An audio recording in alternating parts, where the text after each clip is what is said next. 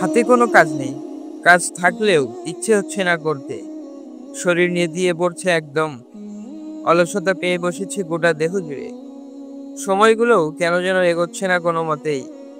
এমন মুহূর্তগুলোই একটা আড্ডা কিংবা কোনো খেলা হলে বেশ জমতো, বেশ ভালো সময় কাটতো। কেটে যেত সময়, হয়ে গেল আড্ডার ব্যবস্থা। চলছে আড্ডা, কেটে যাচ্ছে সময়। প্রিয় ভাই, উপযুক্ত এমন মুহূর্তগুলোর সাথে আমরা কম বেশি সকলেই পরিচিত।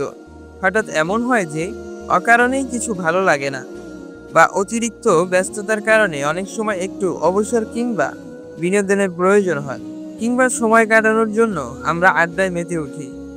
হাসি তামাশা কৌতুক ঠাট্টার ছলেও আমরা তখন অনেক গীবতে লিপ্ত হয়ে পড়ি। হাসি ঠাট্টা করতে গিয়ে গীবতে লিপ্ত হয়ে যাওয়া বড় কোনো ব্যাপার নয়। একটি অসতর্কতা বা বেখেয়ালি মনে অতিরিক্ত আড্ডায় মত্ত হলেই কখন কার গীবত করে ফেলি তা অনেক সময় নিজেদেরই খেয়াল থাকে না। বেখেয়ালি মনে হঠাৎ ঠাট্টা করতে গিয়ে অনুপস্থিত বন্ধুকে নিয়ে করে ফেলি দোষ চর্চা।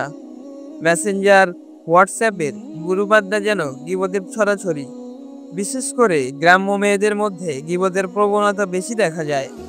দু চারজন একসাথে হলেই শুরু হয় একে অপরের দোষ চর্চা। সাধারণত গীবত সম্পর্কিত খুব বেশি না জানার দরুন এমনটা হয়ে থাকে। তাহলে এখন গীবত পরিহারে কি আমাদের আড্ডা পরিত্যাগ করতে হবে? না, না, না, আড্ডা পরিত্যাগ করতে হবে না। বরং সে আড্ডাকে গীবতের মাধ্যম না বানিয়ে বানাতে হবে জান্নাতি পরিবেশ। জি হ্যাঁ, আপনি ঠিক শুনেছেন, জান্নাতি পরিবেশ। আড্ডাও জান্নাতি পরিবেশ হয়ে যায় যখন সে আড্ডা জুড়ে ছড়িয়ে থাকে যিনি আড্ডায় উপস্থিত থাকার তৌফিক দান দিয়েছেন। সে মহান রবের প্রশংসার ছড়াছড়ি। রাসূলুল্লাহ সাল্লাল্লাহু আলাইহি ওয়াসাল্লাম সাহাবীদের নিয়ে বসতেন, আড্ডা দিতেন, মজা করতেন, হাসতেন। কিন্তু আড্ডা জুড়ে থাকতো না কোনো গীবত। মজা করতে গিয়ে বলতেন না কোনো মিথ্যা। আড্ডা জুড়ে থাকতো কেবলই রবের প্রশংসার ফুলঝুরি। গীবত পরিহারে করণীয় বিষয়গুলোর মধ্যে আমাদের উচিত আড্ডায় মানুষের দোষ নিয়ে কথা না বলা, কোনো ব্যক্তিকে উদ্দেশ্য করে খারাপ ধারণা পোষণ না করা, আড্ডায় কারো দোষের কিছু এলে তা এড়িয়ে যাওয়া এবং অন্য প্রসঙ্গ নিয়ে আলোচনা করা।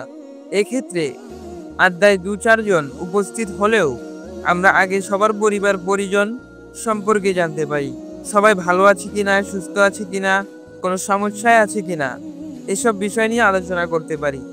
সমাজ নিয়ে আলোচনা করতে পারি। আল্লাহ সুবহানাহু ওয়া তাআলার সৃষ্টি নিয়ে যার যার ভাবনা প্রকাশ করতে পারি। আল্লাহ সুবহানাহু ওয়া তাআলার দেওয়া অসংখ্য নিয়ামত নিয়ে ভাবতে পারি। সাহাবীদের জীবন নিয়ে ভাবতে পারি। তাদের জীবন থেকে কি ধরনের শিক্ষা পাওয়া যায় তা আলোচনা করতে পারি। কোরআন নিয়ে আলোচনা করতে পারি, হাদিস নিয়ে আলোচনা করতে পারি। এভাবে আড্ডায় এমন সব বিষয় নিয়ে আলোচনা করলে দেখবেন আড্ডায় যেমন আনন্দ পাচ্ছেন, তেমনি জ্ঞানও বৃদ্ধি পাচ্ছে। নতুন নতুন বিষয় জানতে পারছেন, ভাবতে পারছেন।